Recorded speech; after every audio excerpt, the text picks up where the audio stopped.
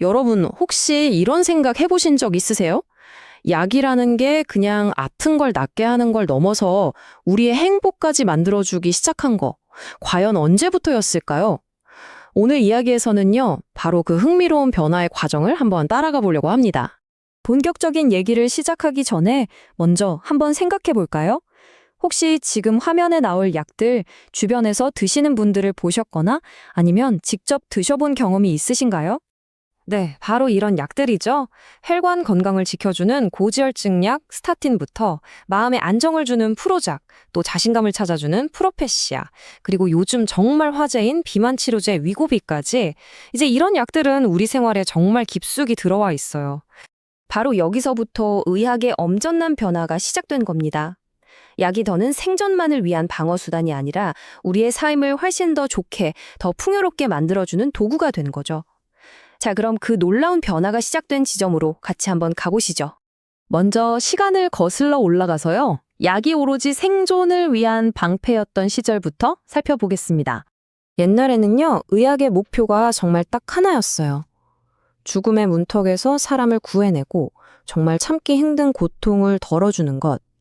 예를 들면 전쟁터에서 끔찍한 고통을 잊게 해주는 모르핀처럼요.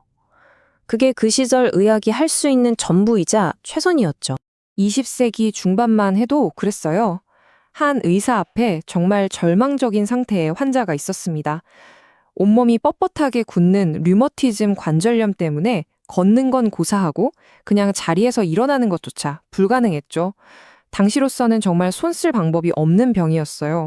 그런데 과학자들이 동물 호르몬에서 혹시 답을 찾을 수 있지 않을까 생각했어요.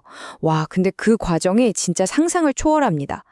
치료 성분을 찾아내려고 모아야 했던 소의 부신이 무려 1톤이나 됐다고 해요. 1톤이요? 그렇게 어마어마한 양, 그러니까 소부신 1톤을 전부 처리하고 나서야 겨우 얻을 수 있었던 약효 성분, 코르티손이 단 1g이었습니다. 1g. 정말 말 그대로 금보다도 훨씬 귀한 약이었던 거죠. 하지만 그 단 1g의 효과는 정말 기적 같았습니다. 그 약을 맞은 환자가 언제 아팠냐는 듯이 자리에서 벌떡 일어나서 다시 걷기 시작한 거예요. 이야, 이거야말로 약이 죽음과 고통에 맞서는 가장 강력한 생존의 방패였다는 걸 보여주는 진짜 상징적인 사건이었죠. 이 위대한 발견은 1950년에 노벨상까지 받게 됩니다. 자, 그런데 시대가 바뀌면서 약의 역할에도 아주 큰 변화가 찾아옵니다. 드디어 행복을 만드는 약의 시대가 열린 거죠. 이 표를 보시면 변화가 한눈에 들어오죠? 과거의 약이 죽음이라는 적을 막아주는 단단한 방패였다면 현대의 약은 우리가 조금 더 행복하게, 더 만족스럽게 살아갈 수 있도록 옆에서 도와주는 든든한 지팡이가 된 겁니다. 이제 약은 우리의 자존감을 높여주고 더 활발하게 사회생활을 할 수 있도록 도와주니까요. 그래서 우리는 이런 새로운 약들을 해피드럭이라고 부릅니다. 이게 뭐 생명하고 직접적인 관련은 없지만 우리의 자신감을 되찾아주고 삶의 만족도를 쭉 끌어올려주는 약물들이죠. 그렇다면 대체 어떤 약들이 우리의 행복을 만들고 있는지 한번 구체적으로 볼까요? 첫 번째 일하기는 바로 탈모 치료제입니다. 근데 이 약의 탄생 배경이 정말 흥미로워요. 카리브해의 한 작은 마을에서 발견된 아주 놀라운 비밀에서 시작됐거든요. 자, 이 과정을 한번 따라와 보세요. 정말 한 편의 영화 같아요. 모든 건 카리브해의 한 고립된 마을에서 시작됐습니다. 과학자들이 거기서 사춘기가 되면 성별이 바뀌는 아이들을 발견한 거예요. 그런데 더 놀라운 건 이 아이들이 자라서 성인 남성이 됐는데 아무도 대머리가 없는 거예요. 이걸 파고들었더니 원인이 특정 호르몬, 바로 DHT가 유전적으로 부족하다는 걸 알아냈죠. 여기서 아하 하는 순간이 온 겁니다. 아, DHT 생성을 막으면 탈모도 막을 수 있겠구나. 바로 이 발견이 탈모약 프로페시아의 탄생으로 이어진 거죠. 생명과는 상관없지만 정말 수많은 사람들의 자신감을 되찾아준 대표적인 해피드럭입니다. 자, 다음 이야기는 정신건강 분야로 넘어가 볼게요. 우울증에 대한 우리의 생각을 완전히 뒤바꿔 놓은 사건입니다. 프로작이라는 약이 나오기 전까지만 해도요, 우울증은 그냥 그 사람의 의지가 약해서, 나약해서 생기는 거라고 생각했어요. 그래서 사회적으로 손가락질도 많이 받았죠. 그런데 프로작이 등장하면서 이 모든 인식이 그냥 180도 바뀌어버립니다. 우울증은 의지의 문제가 아니라 세로토닌이라는 뇌 신경 전달 물질이 부족해서 생기는 과학적으로 치료할 수 있는 질병이라는 걸 세상에 알린 거죠. 덕분에 정말 많은 사람들이 쓸데없는 죄책감에서 벗어나서 당당하게 치료를 받을 수 있게 된 겁니다. 약의 발전은요, 그냥 새로운 효과를 찾는 데서 끝나지 않아요. 이제는 얼마나 더 편하게, 그리고 얼마나 더 정밀하게 약을 쓸 수 있는지가 혁신의 새로운 기준이 되고 있습니다.